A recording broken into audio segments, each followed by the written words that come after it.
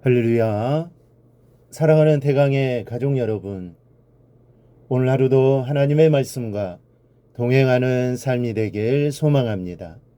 오늘 함께 나눌 하나님의 말씀은 데살로니가전서 4장 16절에서 18절 말씀입니다.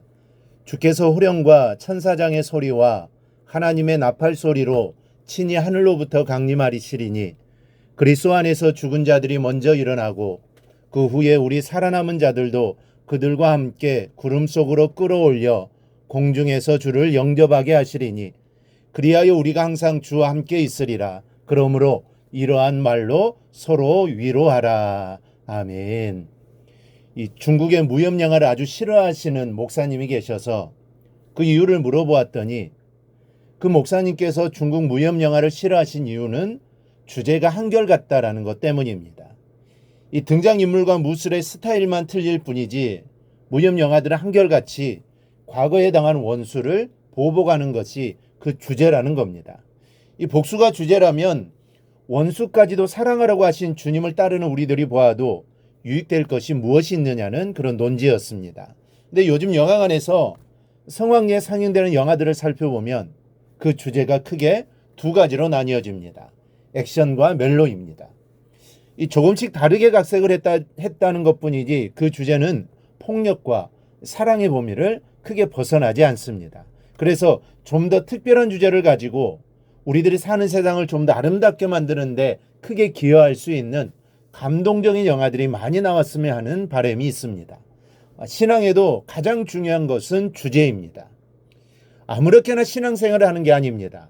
신앙에는 구심점이 있는 겁니다. 그 주제를 벗어나면 우리의 신앙은 액션이나 멜로 영화처럼 속빈 강정 같은 신앙이 되고 맙니다. 오늘 본문은 우리에게 신앙에서 가장 중요한 주제를 일러주고 있습니다. 먼저 그리스도 안에서라는 테마입니다. 이 바울은 말합니다.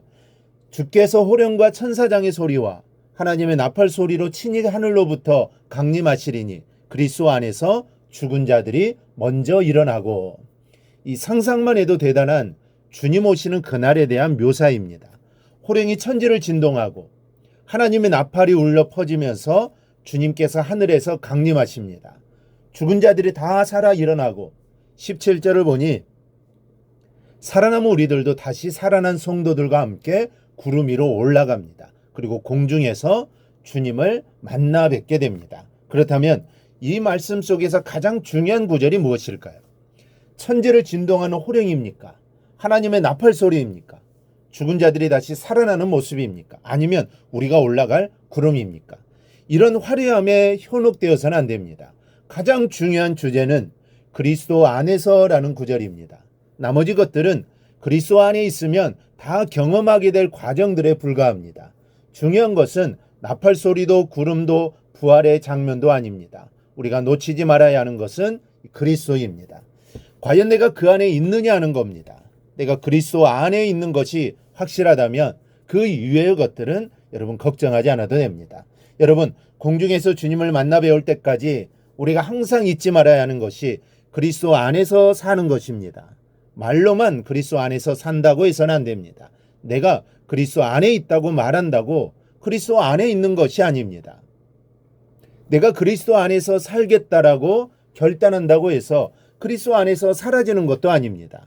중요한 것은 말도 결단도 아닙니다. 실제가 중요합니다.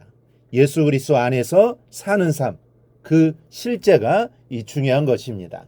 예컨대 주님과 함께 모든 것을 생각하는 것입니다. 주님의 시각으로 사물을 보고 또 사람을 보고 인생을 생각하는 것입니다. 내 발길 가는 대로 하루를 사는 것이 아니라 주님께서 가기를 원하시는 곳으로 얼굴을 돌려보고 발걸음을 올려놓는 것이 중요합니다. 일하면서 하기란 쉬운 일이 아니죠. 하지만 이렇게 살아가려고 노력해 봐야 합니다. 그렇게 사는 것이 그리스도 안에서 사는 것이기 때문입니다. 그러면 그곳에서 손을 내미는 예수님이 필요한 소외당하는 사람들이 있을 수도 있습니다. 얼마 되지 않는 돈 때문에 생사의 갈림에 놓여 있는 사람들이 주님을 기다리기도 하고 사랑이 고갈되어 따스한 눈빛을 소망하기도 할 것입니다. 바로 그런 이웃들 앞에서 우리는 그리스도 안에서 산다는 것이 무언가를 생각해 볼 수 있어야 합니다. 그리고 그들에게 실제적인 도움을 줄 수 있어야 합니다. 그게 바로 그리스도 안에서 사는 성도의 진짜 삶입니다. 꼭 이렇게 살아가기를 바랍니다. 여러분, 우리가 이렇게 그리스도 안에서 살아가면 그 이외의 것들은 하등에 염려할 것이 없습니다. 구원이요, 부활 승천이요, 상급이요, 아무것도 염려할 것이 없습니다. 그리스도 안에서 살아가기만 하면 됩니다. 주님 만나 배울 때까지 그리스도 안에서 살아가기를 힘쓰기를 축원합니다. 둘째는 그날 이후에 우리의 주제도 그리스도와 함께입니다. 17절 마지막 부분을 보면 그리하여 우리가 항상 주와 함께 있으리라. 이 땅에 살 때에 그리스도 안에 내 이름을 감추고 또 주님의 영광을 위하여 내 것을 베어내는 삶을 사는 성도들에게는 그 나라에 가면 그리스도와 함께 모든 것을 누리는 삶이 주어지는 겁니다. 주님과 함께하는 이 삶의 행복을 여러분 무엇으로 표현할 수 있겠습니까?